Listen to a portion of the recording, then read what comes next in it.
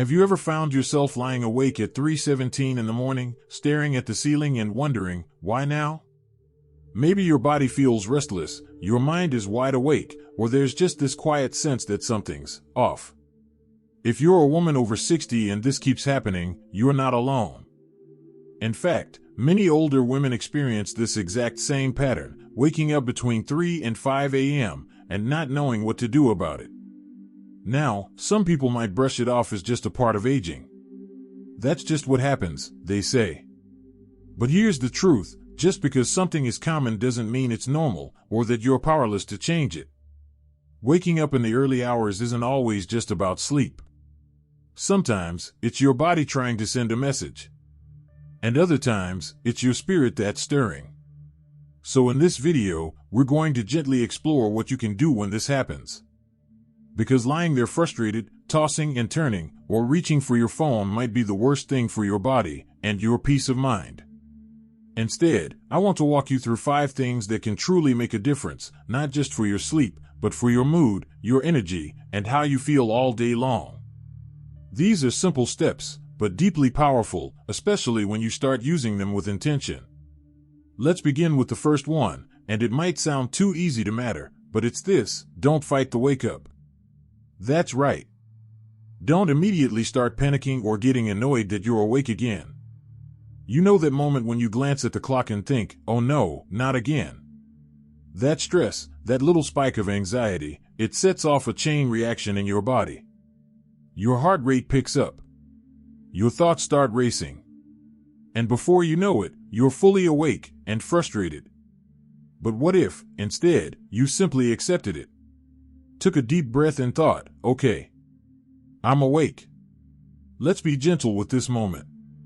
There's something incredibly calming about meeting your body where it is instead of resisting it. Acceptance doesn't mean you like being up, it just means you're not making it worse. And that's powerful. It's like greeting a wave rather than trying to push it back. Once you've softened into that space a little, here's something that can truly transform your early waking hours. Use the quiet to connect with your body. Not in a critical way. Not to count aches and pains or list what's wrong. But to simply check in. You can lie still, place one hand over your heart or your belly, and just feel your breath. Feel where the tension is living in your body. Feel where things are calm. This tiny moment of awareness can shift everything. It brings you back to now. Not your to-do list, not your worries, just this moment. And you know, the more we age, the more our bodies long to be heard. We often go through the day ignoring them, pushing through pain, brushing off fatigue, tuning out the signals. But in the quiet of early morning, when the world is still asleep, your body might finally have your attention. So give it a few moments. Just to listen. Just to breathe. Sometimes during this check-in, you might notice your mind trying to barge in. With thoughts about yesterday, about tomorrow, about the things you forgot or the things you wish you could forget. And when that happens, instead of wrestling with your thoughts, try something deeply healing, gentle journaling. Keep a small notebook or journal by your bed, and if you wake up with a racing mind, write it out. Not in full sentences or polished thoughts, just whatever comes. Scribble your worries, your ideas, even your dreams.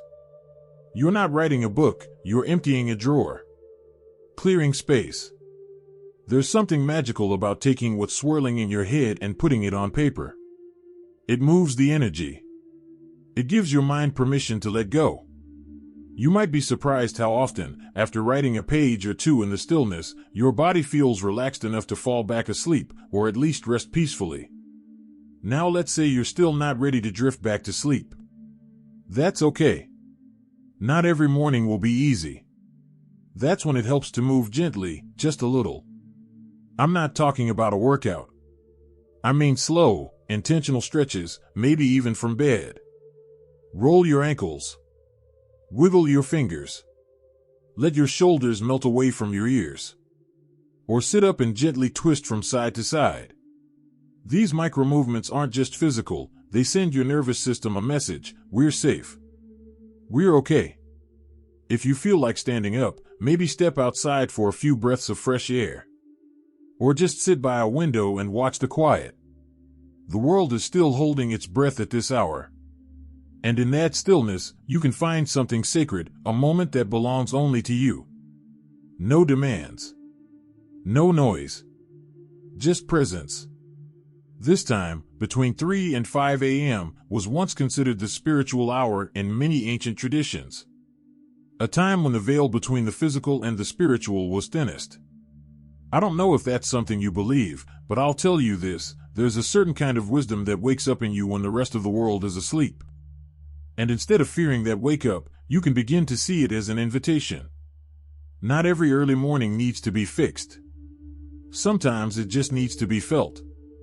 Sometimes it's not a sleep problem, it's a soul whisper. And the more we try to smother it, the louder it gets. But when we honor it, even for a few quiet minutes, it often softens and lets us return to rest, or begin our day with peace instead of pressure. Now that we've touched on accepting the wake-up, listening to your body, journaling, and gentle movement, let's explore the next way you can turn these early hours into something truly meaningful. Watching and feel that these insights are meaningful. Please type number 2 in the comments to let me know you're still with me. And if you haven't subscribed yet, I warmly invite you to do so, and don't forget to turn on the bell, so you won't miss any of our upcoming videos designed to uplift, inform, and inspire. Your support truly means a lot.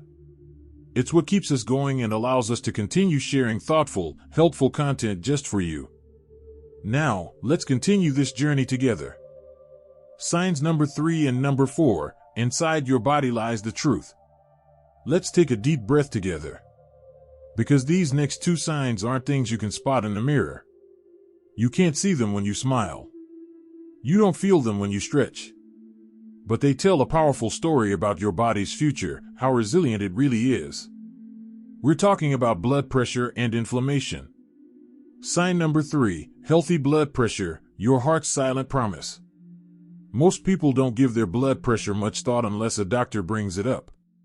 But after 70, this number becomes a predictor of both lifespan and quality of life. Here's why. Every single day, your heart beats around 100,000 times. It sends blood to your brain, kidneys, muscles, every corner of your body. But when your blood pressure is too high, say, over 130/80, according to most guidelines, your arteries are under constant stress. Like a garden hose with too much pressure inside, they stiffen, crack, and get damaged. Over time, this can lead to heart attacks, strokes, memory loss, kidney issues. But here's the hopeful part, keeping your blood pressure in a healthy range can help you live longer and feel better doing it. In fact, studies have shown that seniors who maintain normal blood pressure have up to a 35% lower risk of early death compared to those with uncontrolled hypertension. And no, that doesn't always mean medication. Sometimes it's as simple as walking 20 to 30 minutes most days, reducing salt, especially in processed foods, drinking enough water, managing stress with breathing or nature time, and losing just 5 to 10 pounds if needed. Remember, you don't have to be perfect, you just have to care. When you check your blood pressure at home, it's not just a number. It's your heart whispering, "I'm still strong, thank you for taking care of me." Sign number 4, low inflammation, the quiet hero of aging. Now, let's talk about something even sneakier. Something that can affect your joints, brain, heart, and even your mood. It's not a disease itself, but it fuels many of them. We're talking about chronic inflammation. Imagine you stub your toe, it turns red, puffy, and warm. That's inflammation doing its job, healing. But when inflammation never shuts off, it becomes destructive. It's like leaving the stove on all night, something will eventually catch fire. And researchers now believe chronic low-grade inflammation, sometimes called inflammaging, is one of the top causes of aging-related diseases. But here's the good news.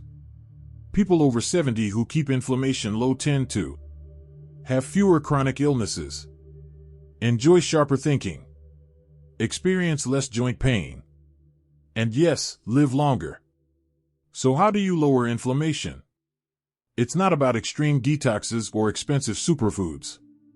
It's about daily choices that gently protect your body. Let's look at a few. White heavy check mark: eat more anti-inflammatory foods.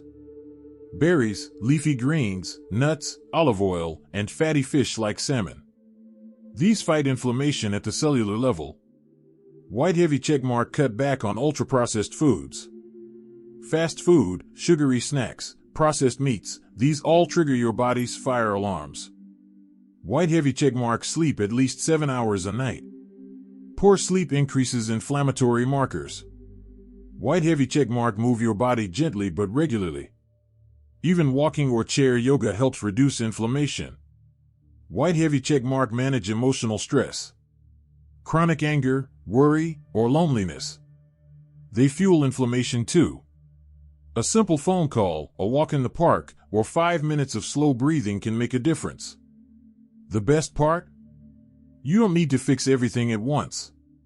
Even just choosing olive oil instead of margarine or taking a 15-minute walk after dinner, these little shifts start to turn the tide. And your body, even at 70, 80, or beyond, responds beautifully. Because deep inside, your cells are still listening. And when you treat them with care, they respond with health, energy, and resilience. So we've covered 2 powerful internal signs that predict how long and how well you'll live. White heavy check mark: healthy blood pressure, your heart's quiet rhythm of strength. White heavy check mark: low inflammation, the foundation of graceful aging. And we're not done yet. In part 3, we'll explore the final 3 signs, including one that lives in your muscles, one in your community, and one in your spirit. You won't want to miss those. But for now, pause. Take a breath. And give yourself credit. You're doing something many people never do. You're learning what matters before it's too late. And that, my friend, is a sign of a long, meaningful life. You've probably heard someone say, "She's a real fighter," or "He just has a strong will to live." Turns out, that kind of mindset isn't just feel-good fluff. It's measurable. Studies have shown that people over 70 who identify as optimistic, even moderately so, tend to live up to 10 years longer than those who are more pessimistic. That's not magic. That's mindset. In one study from Boston University and Harvard, researchers followed over 70,000 people and found that those with the most positive outlook were up to 70% more likely to live into their 80s and 90s. Why? Because optimism affects everything. It lowers stress hormones like cortisol. It boosts your immune function. It makes you more likely to engage in healthy habits like walking, eating better, and keeping up with social activities. Think about it this way: optimism doesn't mean denying reality, it means believing that something can be done about it. And that belief makes you more likely to take action. So if you find yourself becoming more negative as you age, don't just accept it. Practice shifting the narrative in your mind.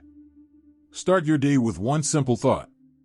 Something good might happen today.